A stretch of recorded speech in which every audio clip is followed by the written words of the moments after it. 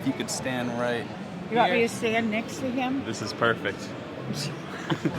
That sweet lady there is Ruth Brinkman, whose husband John Brinkman organized the very first National Guitar Show in 1977. It wasn't in a huge convention center like this, though. It was in some hotel basement in Dallas, Texas. I have been doing this since 1977. What year did you come along to join me? Ruth and John did the first show in the country. 77. I attended my first show in 1980. When it started out, there was a couple dozen people that were really interested that would meet in the hotel. No internet, no books, no information. Yeah. Ruth has been there from the very beginning. Ruth and Dave. Ruth really takes care of us. I'm the organizer. I'm the one who keeps them all. You're the brains. Ruth has raised these guys. Some of these guys were 23, 4 years old. She's what makes it happen. I did the first Arlington show in 1987. Oh, really? So when I did that show, that's what changed the trajectory of my life. So basically, I walked into that show and I'm like, okay, this is what I'm doing for a living. I mean, literally that day changed what I chose as a profession. Amazing. It's unbelievable. You saw it grow from just two little kiosks to that whole From the thing. 10 guitar dealers. And my husband was only interested in meeting guys that liked guitars like he did. Never in 100 years did he think this would happen.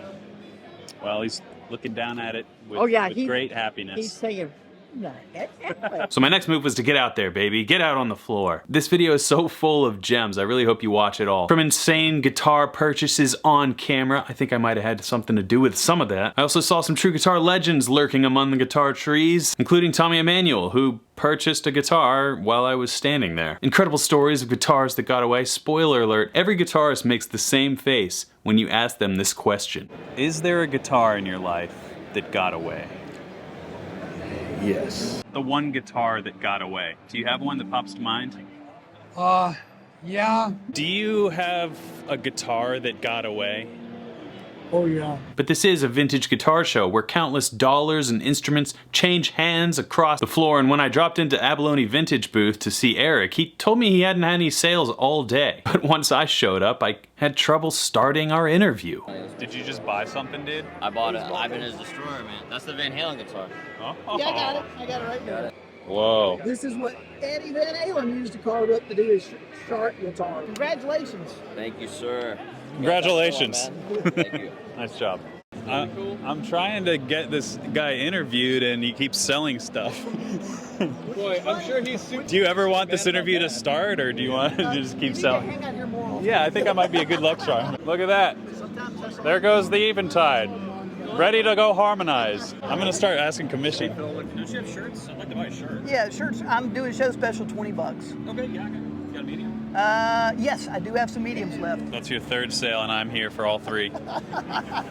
I've only ever seen these at Songbird's Museum. Well, they got about 4 or 5 from me. This man provides the museums with the artifacts. I eventually did get to talk to Eric after his sale frenzy ended, and he told me what he thought was probably the rarest guitar the entire show, one that took him over 40 years to obtain. This is what guitar stories are made of right here. You told me that you might have the rarest guitar arguably at the show. So what is this mysterious guitar? It is this instrument here, 1961 Gibson EVS 1275 double neck. I chased this guitar for 42 years, and it was originally sold at Johnson's Music Studio in Columbia, South Carolina. In 61, Louis sold it to a guy and he couldn't afford the payment, so he turned it back into the store after like a payment or two. And it sat in that store. I first saw it in 1982. I tried to buy it in 1987, and I sold my house in Lexington, and it was $3,000. And the week I went to buy it, Louis had sold it to somebody. And the only thing I knew is that he had sold it to somebody from Fayetteville, North Carolina. That's all I knew. Fast forward 42 years, I've been looking for this thing. And my buddy Jim Craddock, who's actually here at the show, great guy, he is from Greensboro. And he sends me a photo of it and asks me if I'm interested. And I'm like, ugh. That's the I'm guitar, like, man. I know that guitar. Well, it's mint with tags, I mean, same year. I'm like, it's got to be that guitar. And the guy who owned it was from around Fayetteville. So, I mean, it's the same guitar. I realized that to really make the deal fly, I was got to sell I've got 2 houses in Columbia. I was got to sell one of them to make it happen. So You had to sell your house to I buy had to this sell guitar. my house to buy that guitar. But because it is my kryptonite, I did not have a choice. You can't live in that guitar, but you can live happily with it. Your cat can live in the case, but that's about it. That's good, yeah. But I closed on the house on a Friday. I was at Jim's house by lunch the next day and did the deal. And so I owe it all to Jim Craddock. Without him, this would not have happened. So what makes this guitar in particular so unique other than the rarity? Like, what about it is so special to lay people? All of the guys at Gibson know. I mean, it's a unique guitar in that it has a 1/2-inch thick spruce top. It's hollow. The rest of the guitar is actually made like an acoustic guitar with the kerfing and the braces and all that. So it's actually fairly lightweight. There's no other guitar that Gibson made that sounds like it.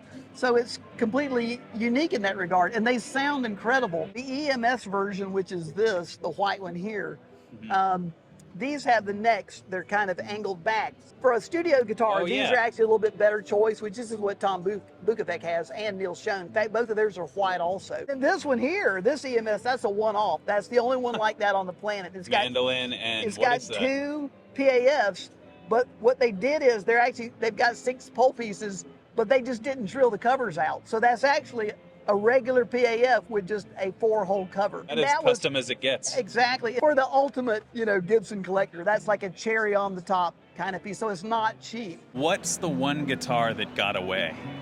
Well, I haven't been able to get it yet, so I'm not going to tell you. That's spoken like a true collector. Yeah. And of course, it goes without saying, a lot of guitars have stories tied to them. That's part of the joy of collecting these things. Also, if it plays a part in rock history or legends swearing by these things, it's all part of the lore. I sold one to James Hetfield. I sold one to Neil Schoen. And a lot of them have been owned by, notable guitar players over the years. Speaking of legends, I saw Tommy Emmanuel buy a guitar. I really wanted to get to the bottom of exactly what somebody like that is looking for when they pass by a guitar and pick it up to buy it. Taking a picture with you? Yeah. Wait, is that extra? Oh, but does it come off the price? Had your eye on this exact guitar or just a model like it? And I saw it and I said, I think I need to play that guitar. Wow. It was just my instinct. Sometimes the guitar just speaks to you. Where are you going to find a guitar that's older than me and looks much better? What do you look for in a guitar when you just pick it up to buy like this? Is it instant? Tone, sound, playability, and a character. Yeah. You know? What is character? Character. Yeah. It's something in the low mid-range. Okay, yeah. That when you stick a mic anywhere near that, and boy, it's going to sound good. If I play it soft, it's going to say everything I need. And when I play it hard, it pushes back against me. I was at another booth and the guy made 3 sales while I was there, and I just came over here and you're selling a guitar. So I'm starting to think I have special powers. All the best, brother. Thank you so much. There he goes. What do you say about a guy like that? Now, you recall I teased the question that I asked a lot of people at this convention. What is the guitar that got away? And I got some great answers, but for full entertainment value, I'm just gonna sum it all up. My old friend Greg, who I hadn't seen for years from Atlanta Vintage Guitars, really articulated the entire guitar collector enigma in one beautiful little anecdote. Is there a guitar in your life that got away? Yes. A 58 Strat from the show here several years ago. I could have bought it. It was stripped down, but it was magic. I could have bought it for $3,500. A 58 Strat that had the prettiest wood grain in it, and my wife told me I could buy it. What happened? I said, well, I don't know. By the time I went back to get it, it was gone. Down the road. It's a beautiful, terrible thing that we all deal with. And it is an addiction, but it's cheaper than cocaine and a mistress. Of course, my favorite part of the Amigo Guitar Show is the community and seeing all you guys. People would come up to me because they recognized me from YouTube and say hi, and we immediately broke the ice. We're all there nerding out over guitars, and I just love that about music in particular. But the love for guitar, you can just feel it in the room. The thing that we learned very fast is this is a family. And these dealers take care of one another. There's a number of people that come to the show simply for the camaraderie. Oh yeah. I'm very familiar with you. Thank I you. follow you. It's nice to meet you in Nice person. To meet you too. Absolutely. Yeah. I love watching. You buy a lot of Jaguars. I do. A lot of custom colors. Yeah, I do. It's a great community. Everybody just shows up here. I'm Yeah. in good company for having a problem. And the thing that's so funny is too is like, and it doesn't even matter where they're from. They could be like the other side of the planet. And you know. Yeah. Yeah, I watch your YouTube too all the time. Awesome, man. Yeah, I'm Matt, by the way. Great to meet you, Nice to meet Tyler. you, too. It's just great to see you. I really appreciate it. You were literally the first store that I went to before going to all 50 states Right. and filming something in a Right. guitar shop. So And, I really appreciate your and I support. love the story that we told about the guy that stole the guitars that came.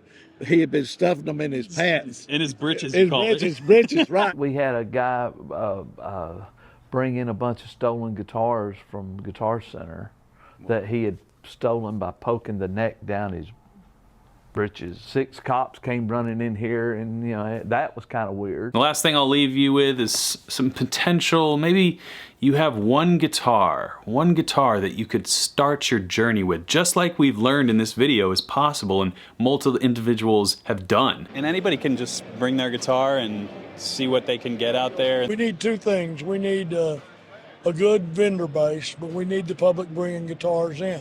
So I met them about 30 years ago, and in that time I was just kind of walking a handful of guitars in, and then eventually I got a booth. Somebody could be walking in with their first guitar they ever sell and eventually end up in a booth like this if they do play their cards right. Exactly. You know? I myself have one truly valuable vintage guitar that, I don't know, it made me well up.